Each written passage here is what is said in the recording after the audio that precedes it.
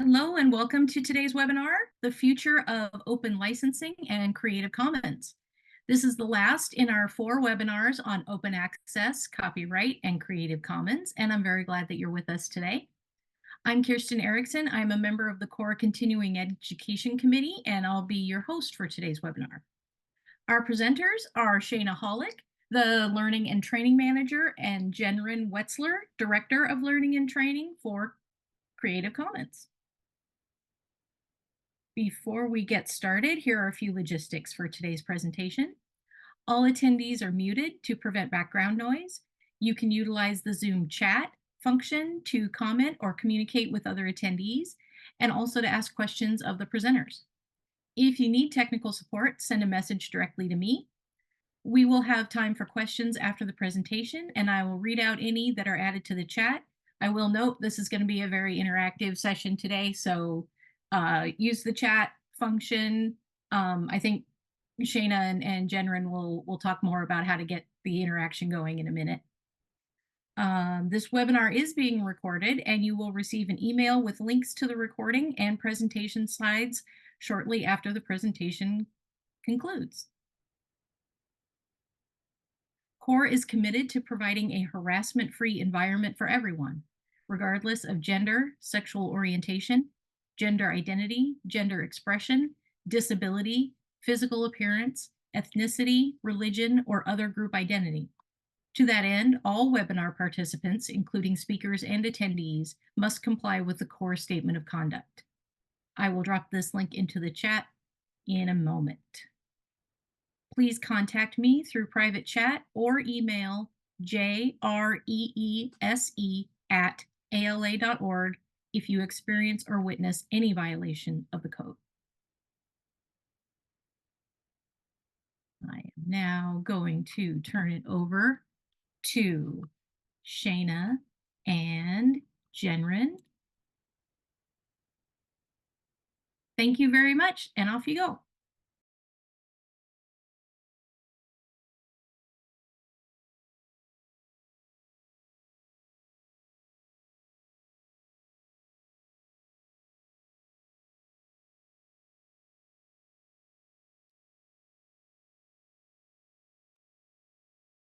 Go for it, Shana. Oh, sorry about that. Didn't remember who was speaking first. Okay, folks. Just like we've done in the past, if you want to type a quick introduction in the chat and just kind of let us know who you are, where you're joining us from, if you're affiliated with a particular institution, what kind of library you're affiliated with is always useful for us to know. If we have a lot of academics in the room or some public library folks, some folks in special libraries or museums, just gives us an idea of kind of what examples we can give you and kind of what useful information you might be looking for. So great, we have an OER librarian from Virginia Commonwealth University.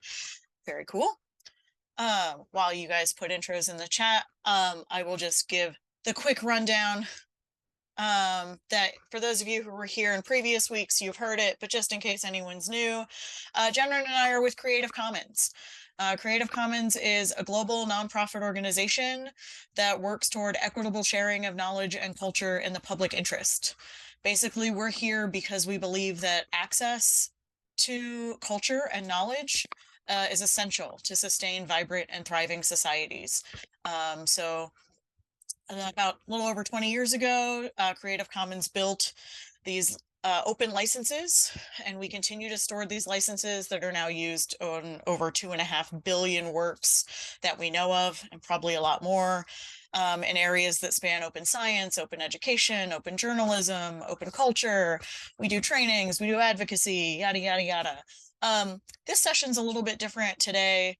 So in our previous sessions, we laid a lot of groundwork about what is copyright, how does it work, what are the CC licenses, and why do they matter, and how do they work? How do you use CC licenses? How do you find them? And how do you, continue advocating for open at your institutions? Today, we're going to do something a little bit different. It's more of a sort of choose your own adventure. And I'm going to let Jenryn talk a little bit more about how we're going to set up today's webinar. Thanks. Excuse me. So before I forget, I'll note that apologies in advance. I'll probably have to log off a couple minutes before the end of the webinar, but I will screen share until then and see where I can trip Shayna up just a little bit with the, the slides. Sorry about that. Okay, so as Shayna mentioned, we are doing a little bit of an experiment here today. So what we want to do is kind of culminate the discussions that we've had over the last several weeks with a collective discussion to look at some of the potential new areas of emerging societal or technology trends and how they would affect CC licenses, the role of Creative Commons as an organization, and how they may impact library use. So unlike the other webinars in the series where we were kind of starting with an assumption that people were brand new to CC licenses, in this webinar, or in this discussion rather, we're going to start with an assumption that everybody has some familiarity with open access, with CC licensing and open educational resources. It's not required, but I think it certainly helps. So for the process for today, we're actually going to tee up sort of like an overview of 3 topics. We're going to look at some of the societal and tech changes that might affect CC licenses related to AI, other tech trends, and then also more social justice considerations. So we'll put these to a vote. You'll have the chance to share what you're most interested in discussing, and then we'll go from there.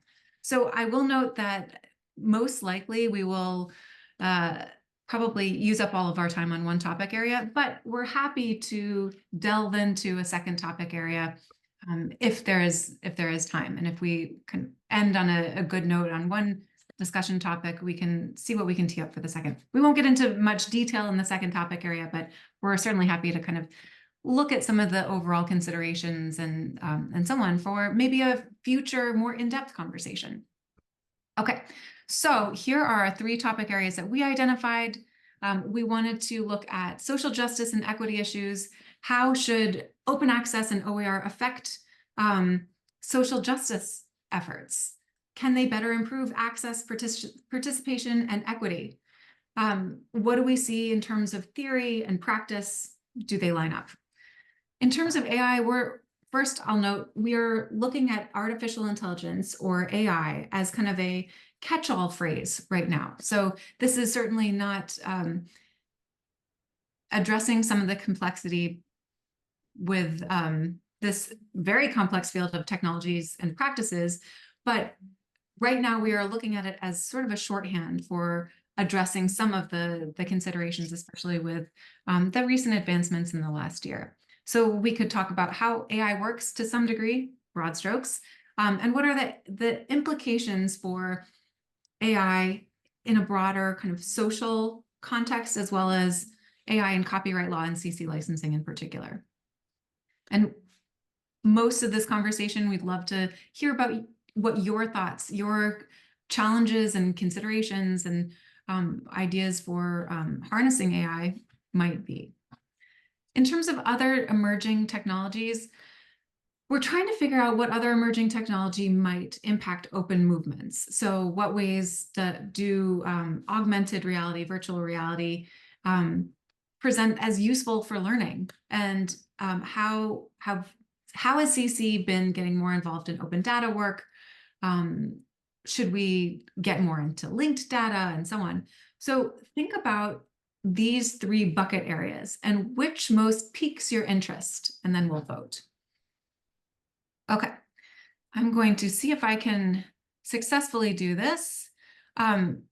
We've got to, thank you for posting the link already. We've got a QR code that you can scan with your phone and vote, or you can click on the link that Shayna just posted and just answer the first question here in the poll. And I'm going to screen share the results. Let me see if you can see this. Okay. Once folks have voted, we'll see, hopefully pretty easily, which comes in as our top preference. All right. Oh, they're tied. Someone else, quick vote. Okay. There we are. Okay. Great. We'll give it about 20 more seconds and see if this changes at all. Oh yeah, it's okay. Well, we'll give it a few more seconds because it keeps changing. And then based on the results here, we'll dive into the top preference or maybe the top 2 preferences pending time. I will also note, we'll only have time to talk about one of these, maybe 2 of these today. But when you get the slides, you'll see a little bit of our thoughts on all of them in the slides. And in the notes for the slides, as there have been every other week, there's lots of good information, some links you can follow for additional resources. So don't be too disappointed if your top choice doesn't necessarily win out today. You'll still have access to some cool stuff when the resources get sent out. Absolutely. Okay, so it looks like our first choice is social justice. Excellent. This is all Shayna. Oh no. People are now furiously changing their votes because they've heard so much of me talking in the last 2 weeks. All right, let me scroll on to our next. Here we are. Okay, so this is now the time when we're kind of going to tee up the discussion and then open it up to your input. So please get ready to unmute your microphones. Yeah, so the way this will work, I'm just gonna, talk for a few minutes, 5 minutes or so to kind of frame this question. You will have the opportunity to unmute and share your thoughts vocally if you would like to. Our awesome continuing education committee member, Kirsten, is going to manage that process for us. Unmuting people's microphones. There's probably a raise hand feature. If you don't have a microphone or you don't want to use your microphone, you can also put things in the chat. You could also put things in the Q&A, but the chat's probably easier and you all have access to that. So I would just use the chat for this one. If something pops up into the Q&A, we'll keep an eye on it. But this is ideally a discussion. So don't feel like you have to ask a question. Comments are okay. Unclear thoughts are okay. Some of these are kind of things that CC is exploring together with our community. And this is a topic I've been thinking a lot about. So I've done some work in the last few years trying to think through social justice and equity and how it kind of relates to open access and OER. And there's a very popular social justice framework that's cited a lot in the OER literature by, I think her first name is Sarah Gidley. Wait, it's in my neck. Sorry, Sarah Lambert, based on a framework by Jennifer Gidley and some other folks. That kind of has these like 3 tiers of social justice. And if Jenron could move to the next slide, those 3 tiers will become a little more clear. Thank you. So the idea in this framework that I've been kind of thinking of is that, at the ground floor, bullet point number 1, we have sort of social justice as access. This is, primarily centered on economic justice in a neoliberal framework. So the idea is that, here is where we're really concerned with issues of access to and affordability of learning materials, especially for learners who might otherwise be excluded due to lack of financial or technological means. This is the number 1 argument that I have historically seen for open access and OER. Especially those of you who work on college campuses probably have seen a lot of these arguments that textbooks are really very expensive. They've risen, 10 or 100 times more than inflation. Students have problems affording them. So OER is a really good alternative. And this is a great start. But the next level of sort of our social justice tier is really participation. So getting people and getting students and learners more involved in the process, making sure that learning materials and resources are actually truly reflective of and inclusive of folks from all communities, including marginalized communities. So we've gotten people in the door, and that's great. We've given them access to materials. But what exactly are we giving them access to? Ideally, we'd be giving them access to OER materials that are really relevant to them and their communities, where they can see themselves and their own stories reflected in those materials. That's something that the OER community has started doing in the last 5 years or so and started to get better at, but I'd love to see us do more. And then sort of the next tier in this social justice framework is really about true inclusion and empowerment. So you've got people access to educational materials, access to research materials. They start having materials that are truly reflective of them and their environments. But here's where they're truly empowered, not only to just be represented in their own educational materials, but to truly speak for and represent themselves, which is really important, especially for learners, for researchers, for students, for public library patrons. There's a lot of folks who are parts of groups that have been typically and historically marginalized by society, who don't get to be involved in academic research. They don't necessarily get to go to grad school and publish papers. So how can we make, can open access, can OER do some things to kind of break down some of these barriers and make these things more open and available? So these are kind of the things I've been thinking about. The open access and OER movements have kind of evolved a little bit over time. I think we're kind of moving up this social justice ladder, and I'd like to see us kind of keep doing that. But I'm really curious to hear from other folks. I was a librarian for 15 years before I started working at Creative Commons, and I worked in all the different types of libraries. But you folks, every library is a little different. Every community is a little different. So I'm wondering if anyone's willing to share some stories and ideas of, are there ways that open access and OER can do a better job of improving equity?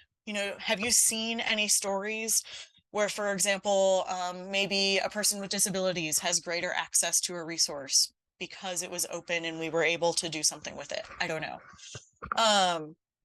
Yeah, I'm going to just kind of leave a pause here. And if anyone's interested in sharing, please put it in the chat or let us know you'd like to speak. And I'm just curious to see kind of if and how this resonates with anybody.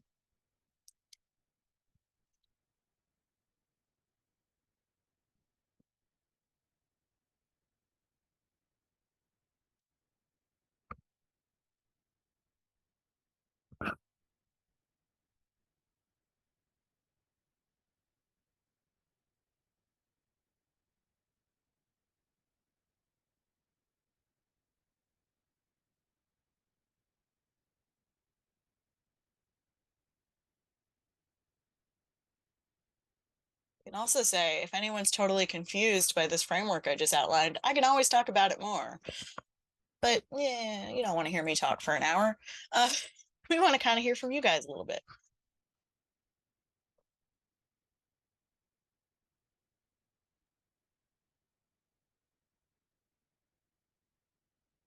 One thing I can note while we're waiting for some other folks is one of the coolest projects that I've had the pleasure of watching unfold has been, I think along these lines. We had an Italian university host a MOOC on OER for teaching, obviously open licensed, and it was in English. They collaborated with colleagues at the Association for Ukrainian Librarians to translate the MOOC into Ukrainian, adapt it to meet local context and needs. And now this MOOC is available for Ukrainian librarians that are trying to maintain this kind of cultural history and spirit in war. That's been an incredibly powerful way to see maybe a different element of social justice applied across national boundaries.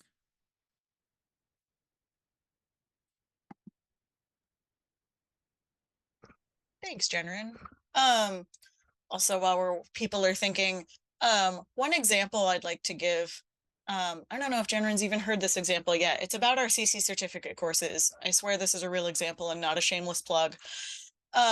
But it's an example I give of sort of how to move up this ladder, right?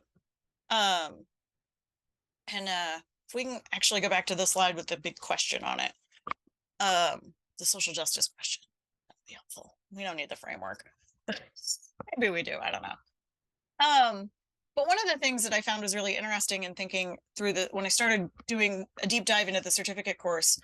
So that first year of social justice is about access. And we run these online courses and they're expensive. And, we understand that not everybody has professional development funding to take these courses. So we said, hey, why don't we, practice what we preach a little bit? And we made all the course materials, we put them online, we CC BY licensed them, and they're available as an OER, which is awesome. So now we've provided access to our course materials.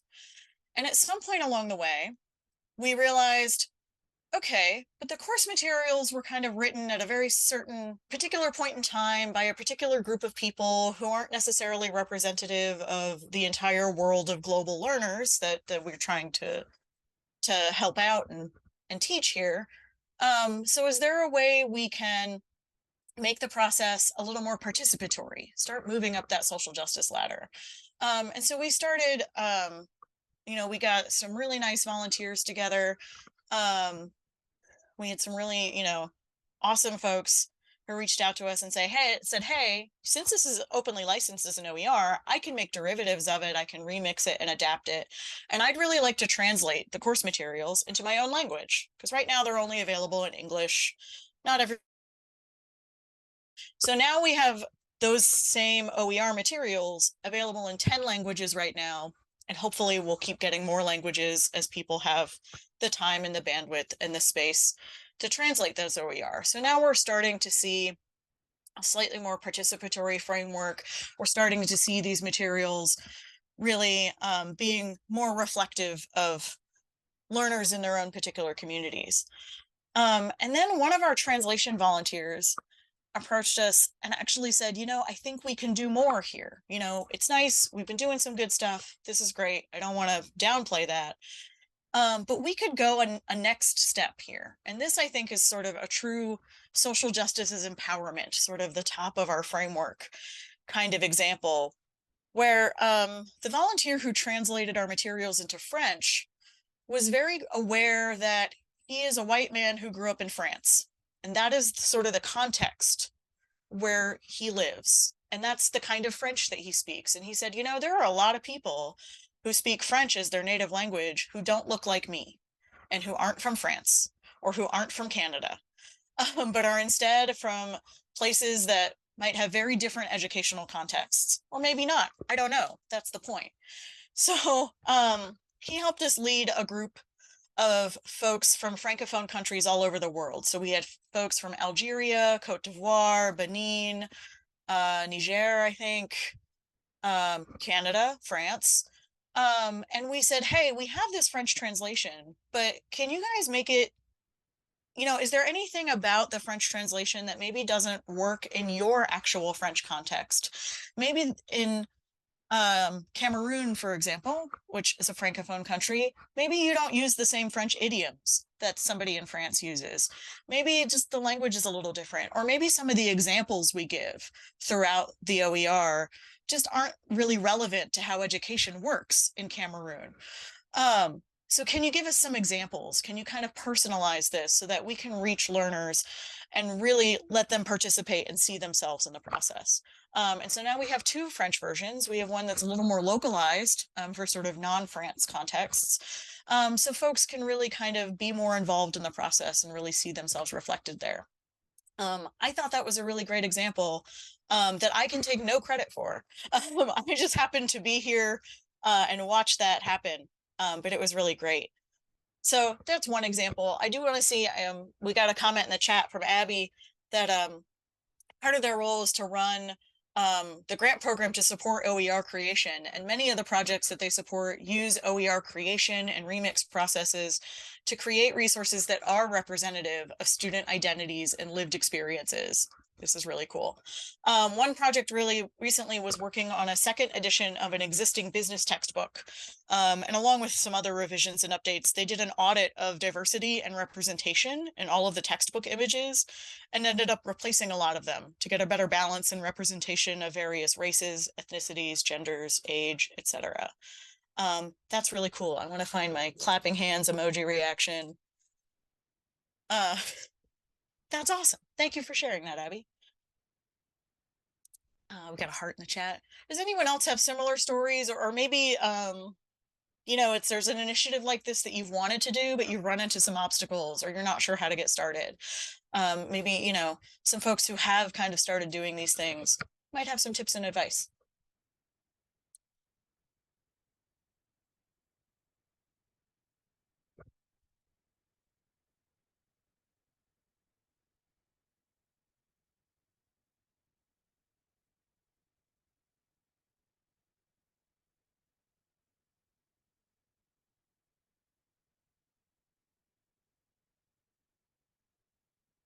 One resource, since Abby mentioned photos. Oh, I don't know if these are openly licensed anymore because they're hosted on Vice. There used to be a really great place. I think they are still Creative Commons licensed. There was a great place to find gender diverse stock photos, for example, so that you're not just using the same old thing. So apparently now it's part of vice.com, but I believe most of the photos are still openly licensed, which means you can freely use them, which is great. And they have different categories. So these are things that might not surface in a Google image search just because we know search algorithms are biased. So, it's a nice thing to bookmark. Michelle notes in the chat, they're a newer librarian at their institution and would love to do an initiative like this. Feeling overwhelmed on where to start. So I know Abby's done something similar. Maybe there's a connection to be made there. I will say, I'm sure they have some, I know they have some LibGuides online. Michelle, if you want to look up, Penn State has, they call it their AOER program. They're affordable and open educational resources. They provide grants. They're not huge, but small grants to faculty at their institution who want to adopt OER for their courses or write a new OER course for their course or adapt OER. And they also have a lot of information online about exactly how they did it. So where did they go to find funding? How did they make the case to their dean? Those can be really helpful resources. Abby just posted the LibGuide from Virginia Commonwealth University in the chat, which is also awesome. And if there's any newer librarians in the room, I can tell you almost every librarian I know is delighted to get a cold email that says, hey, can you just help me with some information on a thing? Because giving information to people is what we do all day. It's what we love doing and why we started doing this. So if you see an example of a successful program out there, sometimes it's worth just reaching out and saying, hey, do you have time for like a 20-minute phone call or just, a quick email exchange to just give me some tips and advice? I'll also say a lot of the core discussion places in ALA Connect and the core listservs can also be really helpful when you're stuck or you have questions like this. A lot of times posting in those discussion spaces on Connect can get you some really good advice. I had a similar example to Abby's. My spouse is actually a Penn State faculty member a long time ago now. So like 12 years ago, he wrote an OER textbook that's now widely used in engineering across the US and Canada. And he's continually updating it. And he had a very similar realization to Abby, and he doesn't know anything about all this social justice work I've been thinking about. So this is just kind of funny. It happened organically. But he has a lot of worked examples and videos where, he'll work out a problem set and you can kind of follow along and watch him do it. And this is a nice way to model learning for his students who are learning engineering. And he realized at some point that, okay, that was a nice start, but he really wanted to find a way for students to be reflected in the OER. So he started asking his students like, hey, are you willing to be on video working out a problem on a chalkboard somewhere? Just to kind of show other students and other learners how this is done, how you approach a problem, how to work it out. And students said, sure, this sounds great. I'm sure they got extra credit in the course or a nice stipend for it. And so he started having students do the worked examples on his OER on his website, which was also really cool. And then he kind of took another look at it and said, you know what? Because of where we live, because of the historical makeup of what engineers and engineering students typically look like, all of the students in his videos are white men. And he said, well, 90% of my students are white men, but I think that's one of the problems that engineering has been trying to grapple with for a while, is how do we diversify the profession? So I'd like to start by trying to diversify my videos a little bit. And so he kind of made a conscious effort to find and talk to and sort of guide students who were a little less certain, students who maybe hadn't seen themselves in engineering before, but who had a natural aptitude for it. And started having, giving those students a chance to be involved in making this OER and to kind of see how the process works, which was really great.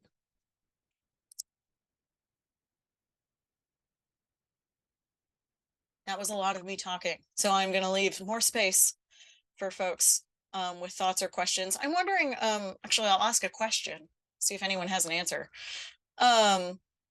I think when we think about diversity and equity and inclusion, some of the things that immediately come to my mind anyway, as a white person, I think about ethnic diversity and racial diversity. I think about gender diversity and maybe age diversity a little bit. But does anyone have experience in their libraries specifically working with people with disabilities? Trying to find resources for people who are print disabled, for example, maybe folks who have vision impairments or dyslexia, auditory issues, anything like that.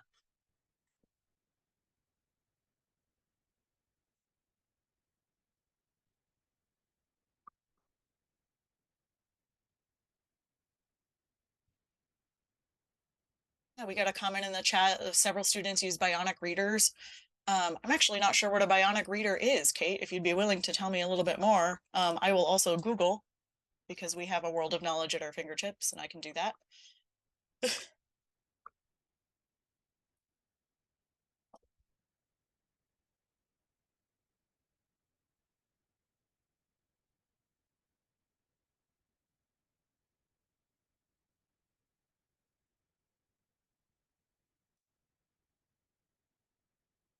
Oh yeah, so bionic readers, it's a filter that highlights certain keywords, makes things more understandable. In the last year, especially, getting a lot of requests to make content available in multiple formats for neurodivergent learners. And yeah, bionic reading, especially helpful for folks with ADHD. And, Abby mentioned in the chat that open licenses are great for that, which is kind of one of my points. For example, translating a work into a foreign language, in the US at least, is considered a derivative work. So under all rights reserved copyright, you can't do that unless you go and get permission from the copyright holder. But open licenses do allow you to translate into new languages, to do what we call format shifting. And there are some other exceptions in copyright law that apply for folks with disabilities, but they're often really specific, and they're often only for folks with very specific print disabilities. So they don't necessarily apply to folks who need to, say, change a PDF document into a Word document so that they can change the font for dyslexia. Some of the disability exceptions in copyright don't necessarily apply in that situation, or it's kind of fuzzy if they apply in that situation. But if you're using openly licensed materials, for a fact, yes, you can format shift. It explicitly says so in the license. If you need to turn a PDF into an EPUB so that you can put it in your e-reader so that you can hear it or highlight words, you can totally do that. And you don't have to worry about breaking DRM or permissions from the publisher or anything like that. Just makes things a lot simpler and clearer.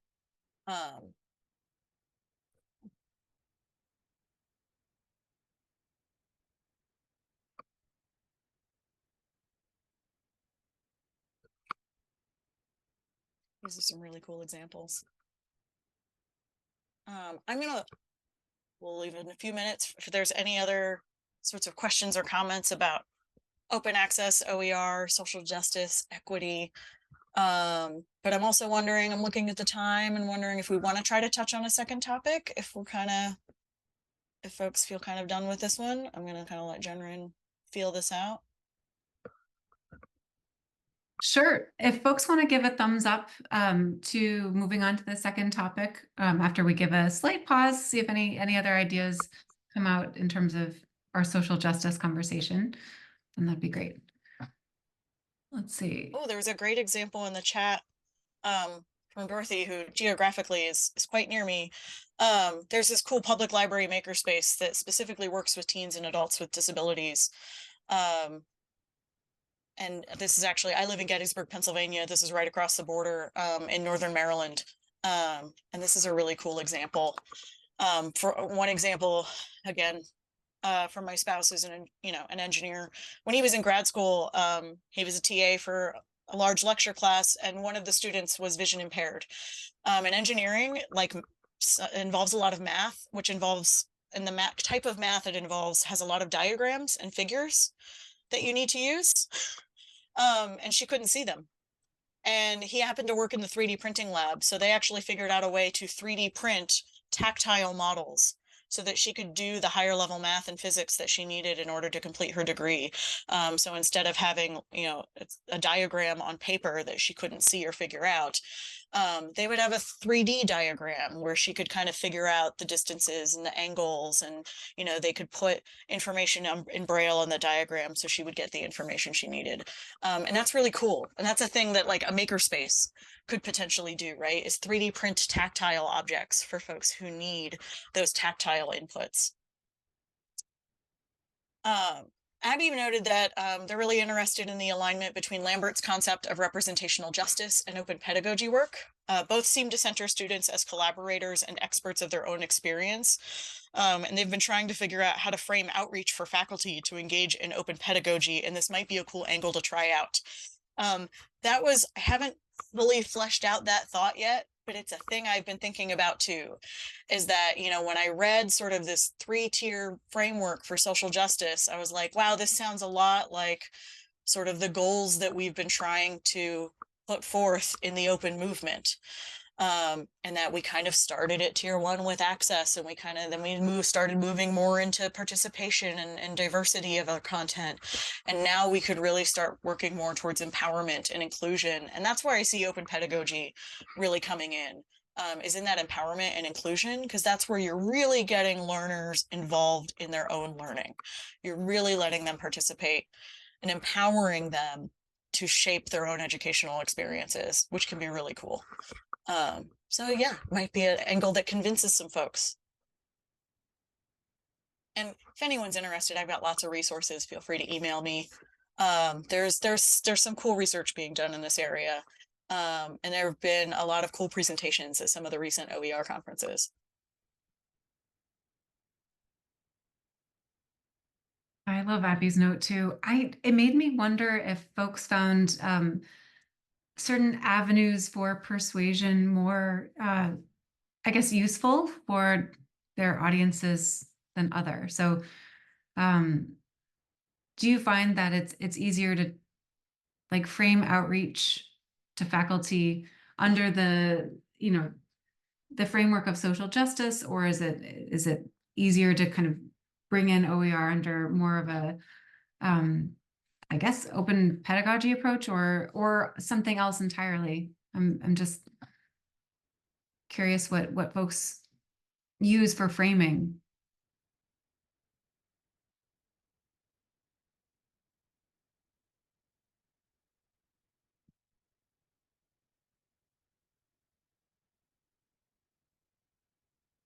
I will have to give that a think.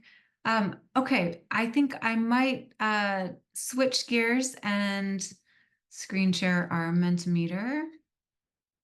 Whoop. Hopefully you guys can see this now. It looks like the second choice was AI copyright and CC licenses. Okay, great. I'm going to, oops, hold on. Switch to that then. Unless there are any last takers for a comment or a question about social justice elements. All right, good. Let me scroll to our some of our AI work. Okay, so I'm not going to be able to get into as much as I think we could get into in a full discussion about this. We have about 20 minutes, actually 15 minutes for me, and I will tee up Shana after this. I think broad strokes, I want to note that first, I'm not a lawyer, nor am I a technical expert in terms of AI, but I'm happy to give kind of some of the broad strokes, themes and considerations that we are aware of, and then also some of the challenges and considerations that that personally are very of interest to me, to kind of help frame our discussion. So really quickly, I mentioned before, but CC uses the term AI as kind of a shorthand for a complex field of technologies and practices that involve machine learning and large language models. So we know that AI has existed for decades, and there have been recent advancements with generative learning that have kind of raised AI into our public awareness much more in the last year. But we recognize that AI is not artificial and that humans have created it, and it's not generally intelligent in the way that humans define intelligence. Though I think there arguably may be some parallels. So AI is not a very clear term. And we're going to use it for this discussion. So in terms of how AI works, broad strokes, they make predictions for what to expect with a very specific scope. So they ingest a lot of data, whether it's audio data, visual data, or text data. And based on the patterns that emerge from the data that they've ingested, they make predictions based on what they assume will be kind of within the margin of error. And these sets of predictions are refined by prompts. So you have to engage in a series of prompts or questions, kind of like a conversation with these generative learning models to refine the output. So there are a lot of challenges and also a lot of benefits that we see emerging with the different applications of AI. A lot of them in this nascent stage actually rely on, or a lot of the challenges relate to how we expect more from AI and its output than we can, given data that we put into it, given our prompts, given our assumptions of intelligence that does not actually exist. And I will note, the landscape's changing. We are in a constantly changing landscape of technology, of copyright law that tries to adapt to technology and technological advances, and so on.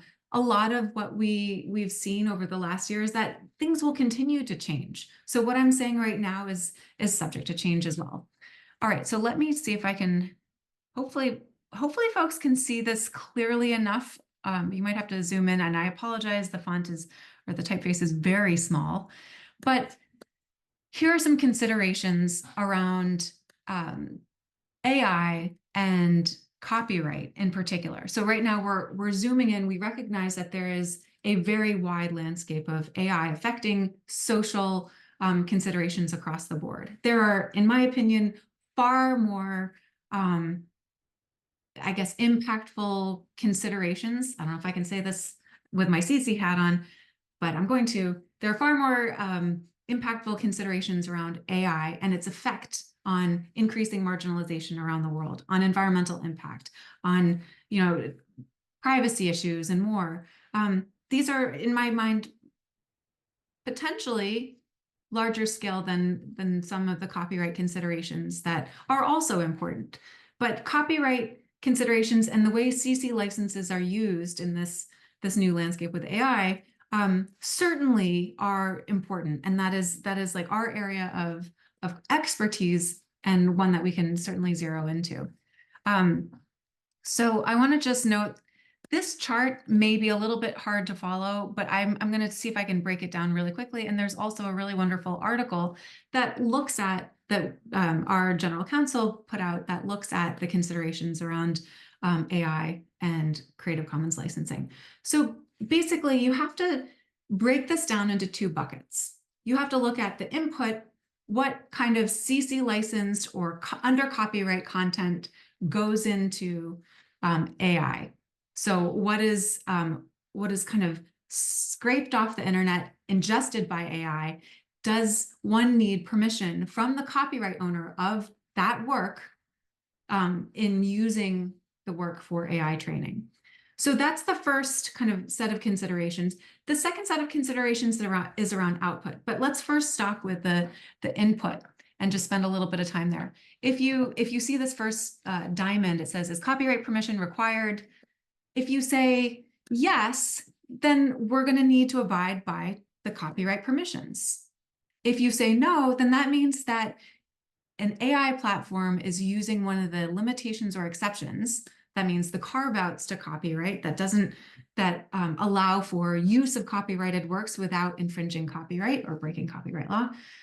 So these limitations or exceptions are kind of triggered, allowing AI's use of copyrighted content. So in that case, because CC licenses work within the realm of copyright law, the CC license is not triggered. So when you have an exception or limitation to copyright law, such as fair use in the US, you can use works without abiding by the permissions of the copyright holder. So one of the interesting things about fair use in the US is I think there's a lot of debate on both sides, right, about whether or not fair use should apply in ingesting all of this copyrighted content and reusing it or repurposing it in these AI outputs. There's a really wonderful article by Mark Lemley in, I think, the Texas Law Review that looks at learning and how, if we are to come down on AI systems for the way they ingest copyrighted content and say it's not fair use, then we are all subject to the same considerations. We all ingest, we all read tons of copyrighted books. We assimilate the themes and the ideas and create our own work as a result. I mean, we may cite different works that we've used, but we often do not attribute or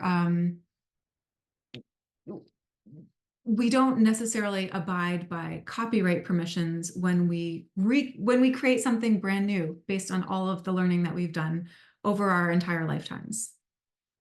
So that article is rather interesting and makes a very clear case for fair use in the US for AI ingestion.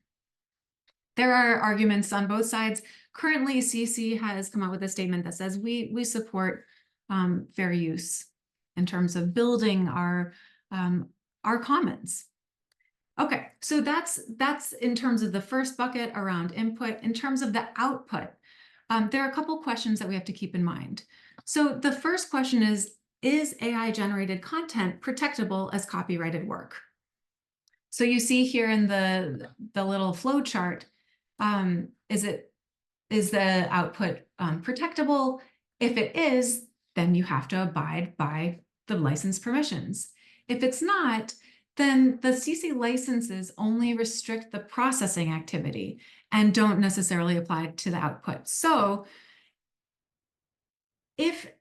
and I don't know where this would apply, but if an AI platform was ingesting CC licensed content, particularly the non-commercial licensed content, and using it in a commercial or ingesting it in a way that gained them commercial gain or profit, then they may be infringing on the license.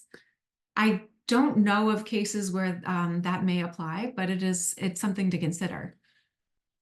So the non-commercial license element in two of our licenses is kind of the key license element to consider there. Generally speaking, when CC licensed content is ingested by AI and there is a copyrighted material produced that will be shared, then you have some other considerations as well. So you have to consider, I guess the short version is still abiding by the license terms. I think it can somewhat boil down to that, but you have to basically determine whether attribution is required and if the NC or non-commercial restriction may apply. If it If it does, then you have to understand if the work is going to be shared as an adaptive work or a derivative, or not. If it's not, oops, sorry, I'm gonna have to leave in a minute. If it's not going to be shared, then you likely don't have to worry, at least with our latest version of our licenses, our 4.0 version of our licenses. So I'm gonna actually pause there. I feel like I'm getting down into the weeds considerably. Please do keep in mind, you have to think about what goes into AI and what comes out. And beyond that, you have to think about, for output, is the copyright, is the content produced by AI protected under copyright? And does AI generated content infringe on existing works? So generally, AI is considered a tool that creators use, much like a camera or Adobe Photoshop. The AI generated content in itself is not, and this is where it's murky. There's no clear, definitive stance yet. AI generated content does not have a level of originality that rises, well, that is copyrightable. You need the human creative input. So the level where a human creator has added their own original creativity to a work, that may be copyrightable, but otherwise it's not considered copyrightable. And I could be, I can certainly say this more clearly next time around. The other consideration is, does AI content infringe existing works? So is it substantially similar to existing works online that are under copyright? That is a particularly interesting question that's coming up in a current New York Times lawsuit against OpenAI. We are waiting to see what the results are. I am going to stop there and field this over to Shayna. Let me stop sharing. I hope I teed up a lot of confusion here, so so Shayna can sort it all out. But thank you all so much for the listening. Yeah, so apologies, Jenrin has to run away to tee up another webinar we have in a second, but we have just a couple minutes left. Does anyone have any sort of general questions about AI and copyright, AI and CC licenses, AI and libraries, AI in general? Is anyone just like totally lost as to what AI is? I'm not totally lost, but I'll admit that like AI is just sort of this bucket term we use for a lot of different types of technologies right now. And it's really murky and unclear. So if anyone else is feeling really murky and unclear about it, I think you're in good company. All of the experts and all of the lawyers I talk to are also feeling very murky and unclear. I noted earlier that, you know, I think there's also, we spent the first part of this talking a lot about social justice and open education and open access. And I think there are a lot of really interesting parallels. A lot of people want to talk about AI right now. You're seeing it all over webinars and conferences and listservs. We're getting a lot of questions about it. And there's a lot of interesting social justice questions involved in AI. Also, a lot of questions around equity, a lot of questions that maybe aren't going to be solved by copyright, aren't super relevant to copyright, but just are important for us to think about as humans, such as the environmental impacts of AI tools. You know, these are massive servers sitting somewhere. Everything you do on power and water and electricity. And most of those things are, you know, being run by fossil fuels, and all of that has a direct impact on very real human lives. So it's an interesting thing to think about. But I'll leave a minute here. If anyone has any last minute questions you want to put in the chat or the Q&A, we can absolutely accommodate that. And while you're thinking that through, let me find, there was another useful link. If anyone's really interested in diving deeper into some of this AI stuff, you can see all of the posts from Creative Commons on our blog that we've published about AI so far. There was a really good one that I put in the chat that we got this image from. But you can see all of our AI posts and all of our thinking about AI at this link here. And there's going to be more, especially in 2024. Just a comment in the chat, starting to get questions from faculty about using AI and OER creation. And I agree with Abby here. There is still a legal and ethical gray area. So Abby notes that they're hesitant to give an enthusiastic green light to dive in. Always on the lookout for institutions and librarians braver than me to show off a few case studies. I agree. I think one of the biggest issues for me right now is that the US Copyright Office did equivocally say, or no, unequivocally, they very clearly said, AI generated things are not copyrightable in the US. It's not a law yet. It is guidance from the US Copyright Office. Until there is a law, that guidance is kind of all we have. And there are some cases that are kind of testing this in court, and eventually, like, Congress is probably going to have to pass some legislation. But that only is in the US right now. Other countries and their copyright offices have said, actually, yes, AI generated works do have copyright. And when you live in a global environment and you use things on the internet, it can be very confusing to have such conflicting guidance and conflicting potential legislation from different places. But yeah, right now I'm kind of concerned, if I use an AI to write a textbook for me in the US, I can't copyright that textbook, which means I can't CC license it either. Because the Copyright Office says an AI made this thing, and AI can't make things. It's not a human, so it can't have copyright. So yeah, I think there is some room to be cautious right now. Now, if you get an AI to start a draft and then you make substantial changes to it and add a lot of human creativity and your own originality and really make it your own, sure, now you have a thing, a human-made thing. But where exactly that line gets drawn can be really fuzzy. And I don't know if I necessarily want to test that boundary right now, but there's other people out there who are testing those boundaries, and we'll kind of see how it goes. So I'm looking at the time. I'm not seeing anything else in the chat. Thank you for going on this whirlwind ride with us down this road of what the future might hold for Creative Commons and for who knows what. One last minute question that did come in: is AI content public domain then, or some other new type of copyright territory? The US Copyright Office says it's not eligible for copyright. Generally, things that are not eligible for copyright are considered public domain. That's kind of where the public domain comes from.